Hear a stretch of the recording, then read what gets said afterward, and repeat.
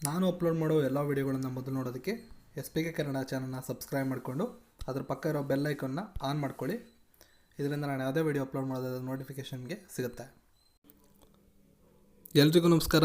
SPK Kannada YouTube ಚಾನಲ್ಗೆ ನಿಮಗೆ ಸ್ವಾಗತ. ಇವತ್ತಿನ ಈ ವಿಡಿಯೋದಲ್ಲಿ ಫೆಬ್ರವರಿ 16ರಂದು ನಡೆದಂಥ ಪ್ರಮುಖ ಪ್ರಚಲಿತ ವಿದ್ಯಮಾನಗಳ ಟಾಪ್ 10 MCQ ಪ್ರಶ್ನೆಗಳನ್ನು ನೋಡ್ತಾ ಹೋಗೋಣ. ಸೊ ಇದರ PDF ಅನ್ನು ಪಡ್ಕೊಳ್ಳೋದಕ್ಕೆ ನೀವು ನಮ್ಮ ಟೆಲಿಗ್ರಾಮ್ ಗ್ರೂಪ್ಗೆ ಜಾಯ್ನ್ ಆಗಿ ಟೆಲಿಗ್ರಾಮ್ ಆ್ಯಪಲ್ಲಿ @SPK ಕನ್ನಡ ಅಂತ ನೀವು ಸರ್ಚ್ ಮಾಡಿದ್ರೆ ನಿಮಗೆ ನಮ್ಮ ಚಾನಲಲ್ಲಿ ಸಿಗುತ್ತೆ. ಜೊತೆಗೆ ನಮ್ಮ ಫೇಸ್ಬುಕ್ ಪೇಜನ್ನು ಕೂಡ ಲೈಕ್ ಮಾಡಿ. ಬನ್ನಿ ಹಾಗಿದ್ರೆ ಪ್ರಶ್ನೆ ಮತ್ತು ಉತ್ತರಗಳನ್ನು ಸ್ಟಾರ್ಟ್ ಮಾಡೋಣ.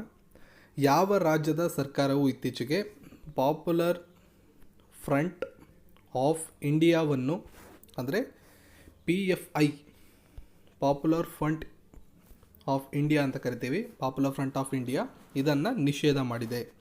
ಆಂಧ್ರ ಪ್ರದೇಶ, ಹರಿಯಾಣ, ಕರ್ನಾಟಕ, ಜಾರ್ಖಂಡ್. ಸರಿಯಾದಂಥ ಉತ್ತರ ಆಪ್ಷನ್ 4 ಜಾರ್ಖಂಡ್. ವಿವರಣೆಯನ್ನು ನೋಡೋದಾದರೆ, ಜಾರ್ಖಂಡ್ ಸರ್ಕಾರ ಇತ್ತೀಚೆಗೆ ಅದರ ವಿರೋಧಿ ರಾಷ್ಟ್ರೀಯ ಚಟುವಟಿಕೆಗಳನ್ನು ನಿಗ್ರಹಿಸಲು ಮತ್ತು ಐಸಿಸ್ನಂತಹ ಭಯೋತ್ಪಾದಕ ಸಂಸ್ಥೆಗಳೊಂದಿಗೆ ಸಂಪರ್ಕವನ್ನು ಇರಿಸಿಕೊಂಡಂತಹ ಪಾಪ್ಯುಲರ್ ಫ್ರಂಟ್ ಆಫ್ ಇಂಡಿಯಾವನ್ನು ನಿಷೇಧ ಮಾಡಿದೆ. ಸರ್ಕಾರ ನೀಡಿರತಕ್ಕಂಥ ಅಧಿಸೂಚನೆ ಪ್ರಕಾರ PFI popular front of India 1908ರ ಕ್ರಿಮಿನಲ್ ಲಾ ತಿದ್ದುಪಡಿ ಕಾಯ್ದೆ ಅಡಿಯಲ್ಲಿ ತಕ್ಷಣದ ರೀತಿಯಲ್ಲೇ ಅವರನ್ನು ನಿಷೇಧ ಮಾಡಿದೆ. ಈ ಒಂದು ಕಾನೂನಿನ ಅಡಿಯಲ್ಲಿ ಅವರ ನಿಷೇಧವನ್ನು ಮಾಡಲಾಗಿದೆ.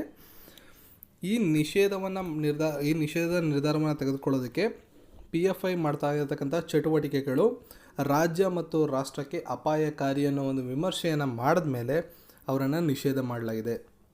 ಇದೊಂದು ಶಾಂತಿ, ಕೋಮು ಸಾಮರಸ್ಯ ಮತ್ತು ಜಾತ್ಯತೀತ ರಚನೆಯನ್ನು ಅಡ್ಡಪಡಿಸುವ ಶಕ್ತಿಯನ್ನು ಹೊಂದಿದ್ದು, ಅಧಿಸೂಚನೆಯ ಪ್ರಕಾರ ಅಂದರೆ ಸರ್ಕಾರ ತಿಳಿಸಿರುವಂತೆ PFI ಸಾಮಾಜಿಕ ವಿಭಾಗ, ಭಾರತೀಯ ವಿರೋಧಿ ಮತ್ತು ಪಾಕಿಸ್ತಾನದ ಪರವಾದ ಘೋಷಣೆಗಳನ್ನು ಮಾಡೋದಲ್ಲದೆ ISIS ಮತ್ತು JMBಗಳೊಂದಿಗೆ ಸಂಪರ್ಕವನ್ನು ಹೊಂದಿದ್ದು, ಭಾರತದಲ್ಲಿ ತೀವ್ರವಾದಿ ಮತ್ತು ಇಸ್ಲಾಮಿಕ್ ಉಗ್ರವಾದದ ಮೂಲಭೂತವಾದ ಸಂಘಟನೆಯಾಗಿದೆ. ಆ ಒಂದು ಕಾರಣದಿಂದ ಇದನ್ನು ಜಾರ್ಖಂಡಲ್ಲಿ ನಿಷೇಧ ಮಾಡಲಾಗಿದೆ.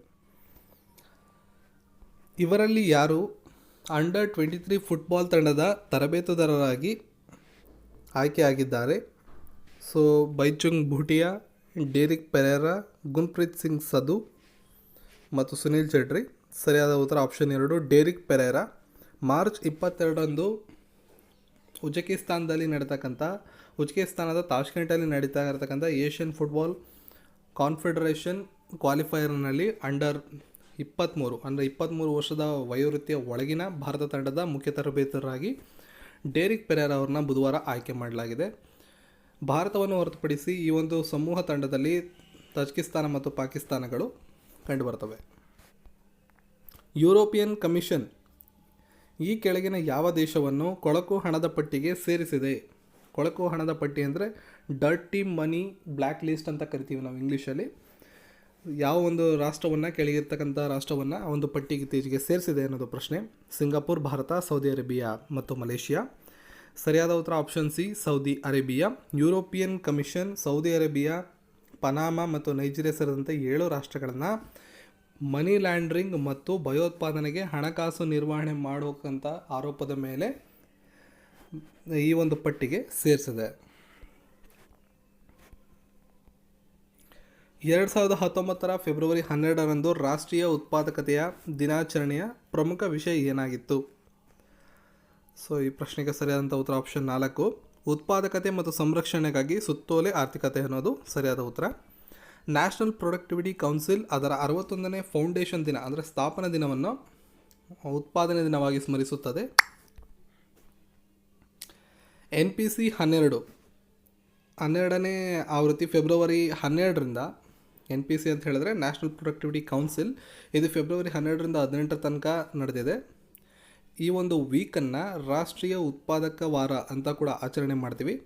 ಪ್ರತಿ ಒಂದು ವರ್ಷವೂ ಒಂದೊಂದು ಥೀಮ್ ಇರ್ತದೆ. ಅದೇ ರೀತಿ ಈ ವರ್ಷ ಉತ್ಪಾದಕತೆ ಮತ್ತು ಸಂರಕ್ಷಣೆಗಾಗಿ ಸುತ್ತೋಲೆಯ ಆರ್ಥಿಕತೆ ಅನ್ನೋದು ಥೀಮ್ ಆಗಿತ್ತು. ಭಾರತ ಸರ್ಕಾರ ಮತ್ತು ಕೆಳಗಿನ ಯಾವ ರಾಜ್ಯ ಸರ್ಕಾರ ವಿಶ್ವ ಬ್ಯಾಂಕ್ನೊಂದಿಗೆ $40 ದಶಲಕ್ಷ ಸಾಲ ಒಪ್ಪಂದಕ್ಕೆ ಸಹಿ ಹಾಕಿದೆ? ಜಮ್ಮು ಕಾಶ್ಮೀರ್, ಪಂಜಾಬ್, ಉತ್ತರಾಖಂಡ್ ಮತ್ತು ಹಿಮಾಚಲ ಪ್ರದೇಶ. ಸರಿಯಾದ ಉತ್ತರ ಹಿಮಾಚಲ ಪ್ರದೇಶ. ಗ್ರೇಟರ್ ಶಿಮ್ಲಾ ಪ್ರದೇಶದ ನಾಗರಿಕರಿಗೆ ಸ್ವಚ್ಛ ಮತ್ತು ವಿಶ್ವಾಸಾರ್ಹ ಕುಡಿಯುವ ನೀರನ್ನು ತರಲು ಭಾರತ ಸರ್ಕಾರ ಮತ್ತು ಹಿಮಾಚಲ ಸರ್ಕಾರ ವಿಶ್ವ ಬ್ಯಾಂಕ್ ಜೊತೆ $40 ದಶಲಕ್ಷ ಸಾಲ ಪಡ್ಕೊಳ್ಳೋದಕ್ಕೆ ಒಪ್ಪಂದಕ್ಕೆ ಸಹಿಯನ್ನು ಹಾಕಿದ್ದಾರೆ. ಹಿಮಾಚಲ ಪ್ರದೇಶದಲ್ಲಿ ಕಂಡುಬರ್ತಾ ಇರತಕ್ಕಂಥ ತೀವ್ರವಾದ ನೀರಿನ ಕೊರತೆಯನ್ನು ಎದುರಿಸುತ್ತಿದ್ದು, ಕಳೆದ ಕೆಲವು ವರ್ಷಗಳಿಂದ ನೀರಿನ ಸಮಸ್ಯೆಯಿಂದಾಗಿ ಸಾಂಕ್ರಾಮಿಕ ರೋಗಗಳಿಗೆ ಅವರು ತುತ್ತಾಗಿದ್ದಾರೆ. ಈ ಕಾರಣದಿಂದ ಶಿಮ್ಲಾದಲ್ಲಿ ಜಲ ಸರಬರಾಜು, ಒಳಚರಂಡಿ ಸೇವೆ ಮುಂತಾದವುಗಳಿಗೆ ಈ ಒಂದು ಸಾಲ ಪಡ್ಕೊಳ್ಳೋದ್ರಿಂದ ಅನುಕೂಲ ಆಗುತ್ತೆ. ಹೊಸ ಯೋಜನೆಗಳನ್ನು ತಂದು ಈ ಒಂದು ಸಮಸ್ಯೆಗಳನ್ನು ಅವರು ದೂರ ಮಾಡ್ಕೋಬೋದು. ಇಂಟರ್ನ್ಯಾಷನಲ್ ಬ್ಯಾಂಕ್ ಫಾರ್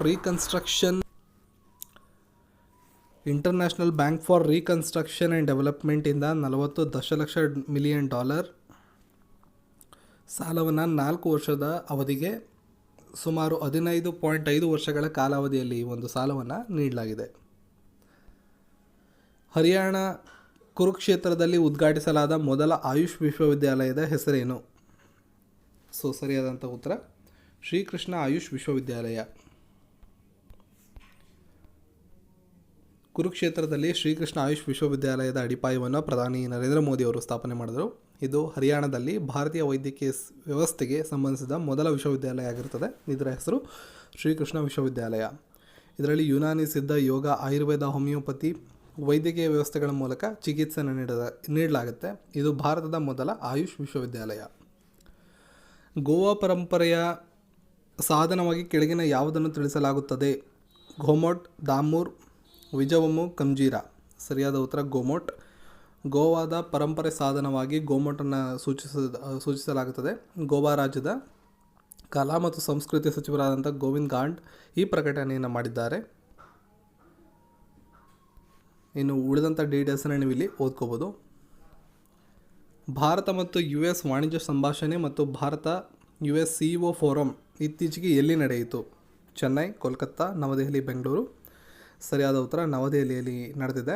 ಭಾರತ ಮತ್ತು ಅಮೆರಿಕ ಸಂಯುಕ್ತ ಸಂಸ್ಥಾನಗಳು ತನ್ನ ವಾಣಿಜ್ಯ ಸಂಭಾಷಣೆ ಮತ್ತು ಫೋರಮನ್ನು ಇತ್ತೀಚೆಗೆ ನವದೆಹಲಿಯಲ್ಲಿ ನಡೆಸಿಕೊಂಡು ಕೇಂದ್ರ ಮತ್ತು ವಾಣಿಜ್ಯ ಹಾಗೂ ನಾಗರಿಕ ವಿಮಾನಯಾನ ಸಚಿವರಾದಂತಹ ಸುರೇಶ್ ಪ್ರಭು ಅವರು ಈ ಒಂದು ಫೋರಮ್ನ ಅಧ್ಯಕ್ಷತೆಯನ್ನು ವಹಿಸಿಕೊಂಡಿದ್ದರು. ಅಷ್ಟೇ ಅಲ್ಲದೆ CEO ಫೋರಮ್ನ ಚೇರ್ಮನ್ ಆದಂಥ ಟಾಟಾ ಸನ್ಸ್ N.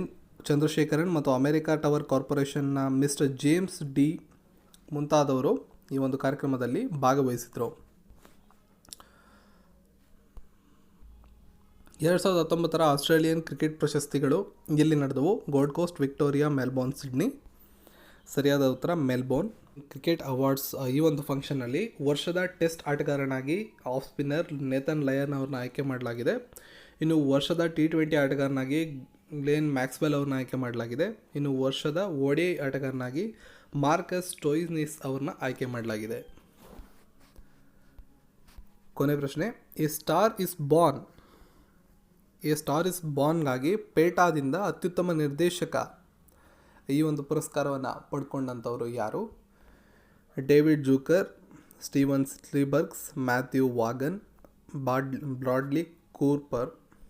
ಸರಿಯಾದ ಉತ್ತರ ಬ್ರಾಡ್ಲಿ ಕೂಪರ್ ಅವರು people for the ethical treatment of animals, PETA ಅಂತ ನಾವು ಕರಿತೀವಿ. PETA, people for the ethical treatment of animals ಅಂತ ಒಂದು ಪುರಸ್ಕಾರವನ್ನು ನೀಡಲಾಗುತ್ತೆ. ಆಸ್ಕಾಟ್ ಅವರು ಈ ಪುರಸ್ಕಾರವನ್ನು ನೀಡ್ತಾರೆ. ಆ ಒಂದು ಪುರಸ್ಕಾರವನ್ನು ಈಗ ಇವರು ಪಡ್ಕೊಂಡಿದ್ದಾರೆ. ಇದರ PDF ಏನಾದ್ರು ನಿಮಗೆ ಬೇಕು ಅಂದರೆ ನಮ್ಮ ಟೆಲಿಗ್ರಾಮ್ ಗ್ರೂಪ್ಗೆ ಜಾಯ್ನ್ ಆಗಿ ಅಲ್ಲಿ ನಾನು ಆ್ಯಡ್ ಮಾಡಿರ್ತೇನೆ. ವಿಡಿಯೋವನ್ನು ಲೈಕ್ ಮಾಡಿ, ಶೇರ್ ಮಾಡಿ, ಜೊತೆಗೆ ನಮ್ಮ SBI ಕನ್ನಡ ಯೂಟ್ಯೂಬ್ ಚಾನಲ್ನ ಸಬ್ಸ್ಕ್ರೈಬ್ ಮಾಡಿಕೊಂಡು ಬೆಲ್ ಐಕಾನ್ ಆನ್ ಮಾಡ್ಕೊಳ್ಳಿ. ಪ್ರತಿನಿತ್ಯ ಕರೆಂಟ್ ಅಫೇರ್ಸ್ಗಳ ಅಪ್ಡೇಟ್ ನಿಮಗೆ ಸಿಗ್ತಾ ಇರುತ್ತೆ.